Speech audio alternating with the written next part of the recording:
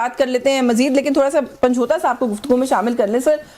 जैसे अभी तंगी साहब ने भी बात की, एक नेक्सस तो है सर, इंडियन इजरायली, इस खत्ते को, मिडिल ईस्टर्न को तो एरिया को तो हम वैसे ही वो हमने देखा कि उन्होंने डिस्टेबलाइज करना शुरू कर दिया है। ईरान में अगर कोई फर्दर इंस्टेबिलिटी आती है उसका कोई ना कोई फॉल आउट पाकिस्तान पर भी हो सकता है। एक तो ये जो सूरत हाल है इसको कैसे देख रहे हैं? दूसरा, एक तनकीद कल से आप लोगों पर की जा रही है कि इस तरह के सेंसिटिव इशूज के ऊपर भी आप लोगों को बुलाया जाता है, आप लोग बैठने से इनकार कर देते हैं। अगर आप चले जाते मीटिंग में तो क्या हर्ज था?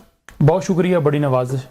देखिए, अगर आप समझते हैं कि कौमी इत्तेहाद चाहिए, कौमी यकजहती चाहिए, तो उसके लिए सबसे ज़रूरी ये है कि आप कौम की आवाज़ सुन लें, कौम के वोट को तस्लीम कर लें।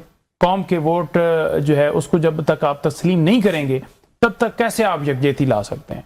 पहला तो आप वोट को तस्लीम करें ना, फिर यकजहती खुद ब खुद आ जाएगी। सर, लेकिन इस बात की लॉजिक नहीं समझ आती ना। आप लोग पार्लियामेंट में जाते हैं, सेशंस अटेंड करते हैं, सारा कुछ करते हैं, जब कोई इंपॉर्टेंट बात आती है आप लोग कहते हैं जी हमारे वोट को तस्लीम कर ले वरना हम नहीं जाएंगे। देखिए, इंपॉर्टेंट बात है ना, ये बहुत इंपॉर्टेंट बात है। तो इमरान खान को ले आए, फिर आप लोग पार्लियामेंट में जाना बंद कर दें, कहें जब तक खान साहब नहीं आएंगे हम पार्लियामेंट भी नहीं जाएंगे। नहीं, देखिए, पार्लियामेंट के अंदर भी अगर गए हुए हैं तो उसका मतलब ये नहीं है कि हम कह रहे हैं कि ये पार्लियामेंट के अंदर जितनी भी फार्म 47 वाली हुकूमत है वो ठीक है। हम वहां पर हम मौक़िफ़ रिकॉर्ड कराते हैं। हाँ। लेकिन इस मौके के ऊपर जब इस तरह की सूरत हाल है तो इस तरह की सूरत हाल के अंदर उस तरह के जब आप पार्टियों के नुमाइंदों को बुला रहे हैं, आप देखें ना JUI से मौलाना साहब आए, तो यहाँ पूरी कौम का एतमाद इमरान खान पे है। वो बेहतर तरीके से देखें, अगर इमरान खान इस मीटिंग के अंदर होते, आज पूरी कौम आपके साथ खड़ी, हमारे PTI के 10 बंदे जाकर खड़े होते, जब तक उनकी मुलाकात ना होती, अंदर से कोई मैसेज ना आता, कोई अंदर से एंडोर्समेंट ना आती, तो कभी भी आप ना देखते कि उसके अंदर कोई उस तरह का असर आया। तो अगर आप असर लाना चाहते का सामना तो है ना खान साहब को, फिर कैसे ले आए खान साहब को? किसी नहीं, देखें, झूठे मुकदमात में जेल में रखा हुआ है, उन्होंने एब्सोल्युटली नॉट कहा, उसके बाद उनकी हुकूमत हटा दी गई। आज साबित हो गया कि इमरान खान का फैसला ठीक था जो उन्होंने अड्डे नहीं दिए, नंबर 1। नंबर 2, देखें, इस सारे मामले के अंदर जो इन्होंने मीटिंग की, उस मीटिंग के बाद मुझे दिखा दें कि इन्होंने क्या तय किया है, फैसला क्या लिया है। मीटिंग हो गई, उसके बाद किसी को कोई नहीं पता कि आगे क्या बनेगा। तो सिर्फ आपने फोटो सेशन के लिए जो है, या सिर्फ जी एक, आप देखें तमाम लोगों के बयान सिवाय PTI के किसी ने कहा हो कि हम अमेरिका की मजम्मत करते हैं, इजराइल ने हमला किया, हम बिल्कुल ईरान के साथ खड़े हैं। नहीं, साहब की कुछ बड़ी अच्छी स्टेटमेंट्स मैं देख रही हूं, सोशल मीडिया पर डिफेंस मिनिस्टर हैं हमारे। देखें, उनकी स्टेटमेंट्स तो आप पहले भी देखते रहे, कभी वो कहते हैं कि डॉलर की खातिर हमने अफगानिस्तान के अंदर अपने लोगों को भिजवाया, कभी कहते हैं कि आज ईरान अफगानिस्तान हमारा दुश्मन है।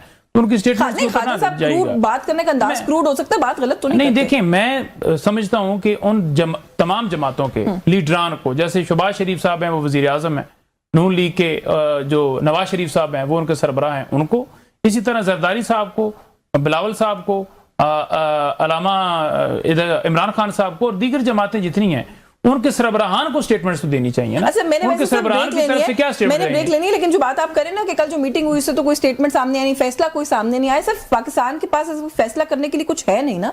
ब्रेनस्टॉर्मिंग सेशन करना था, हालात का जायजा लेना था, तो क्या फैसला क्या कर लेते? फैसला कि क्या हमने ईरान के हक में लड़ना है या नहीं लड़ना, ये तो कोई डिसीजन अभी करना नहीं है ना कोई इस तरह का। नहीं, तो फिर मीटिंग किस चीज के लिए थी? सही खित्ते में एक सिचुएशन डेवलप हुई है, ब्रेनस्टॉर्मिंग के लिए मीटिंग थी। तो इमरान खान को बुलाया ना, जो आपको तजवीज दे, जो आपको OIC बुलाने के लिए जो है वो आगे स्टेप ले।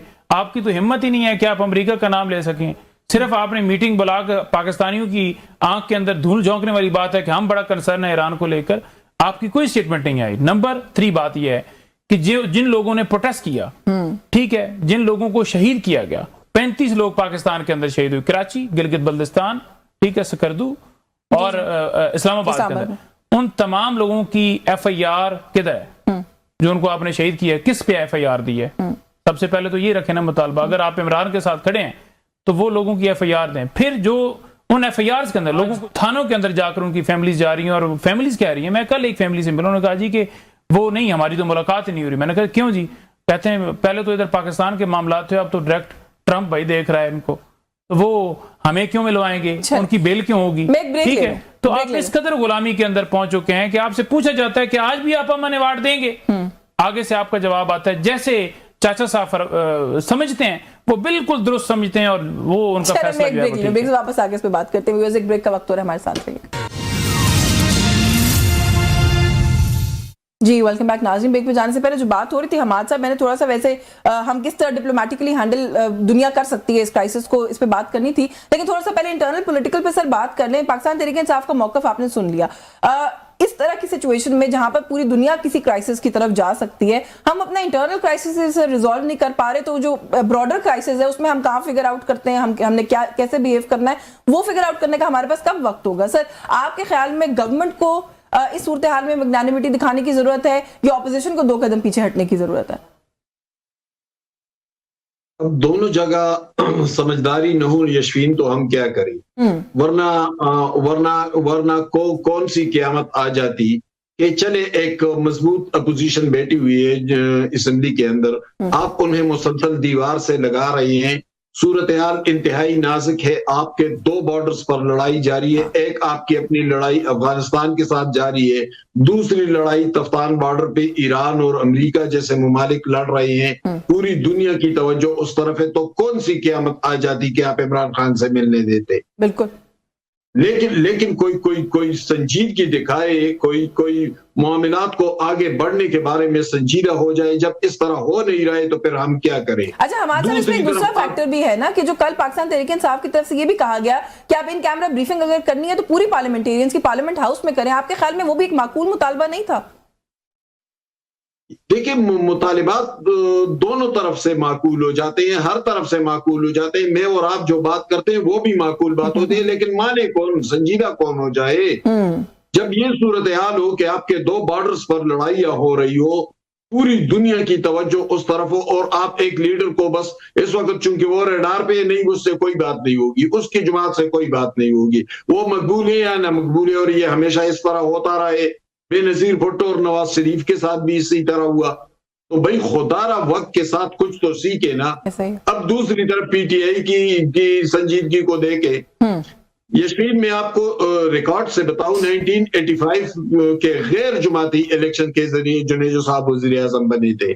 जनेवा मुआहिदा हो रहा था, तो जुनेजो साहब ने एक कॉन्फ्रेंस बुलाई पॉलिटिकल लोगों की। अब जिया रिजीम था, बेनजीर भुट्टो मरहुमा टकरा रही थी जिया रिजीम से, भुट्टो साहब को फांसी हो चुकी थी। ये गैर जुमाती इलेक्शन का वजीर आजम था, लेकिन जब मामला आया मुल्क का, तो बेनजीर भुट्टो ने पार्टी के बहुत सारे लीडरों की बात को नजरअंदाज किया और उन्होंने कहा कि नहीं जाना इसमें, ये जिया के वजीर आजम है। लेकिन अफरीन है बेनजीर भुट्टो पर, उन्होंने कहा ये जिया के वजीर आजम है जिसके लिए ये मेरे मुल्क का मामला है, मैं तो जाऊंगी। और वो आई, उस कॉन्फ्रेंस में बैठ गई।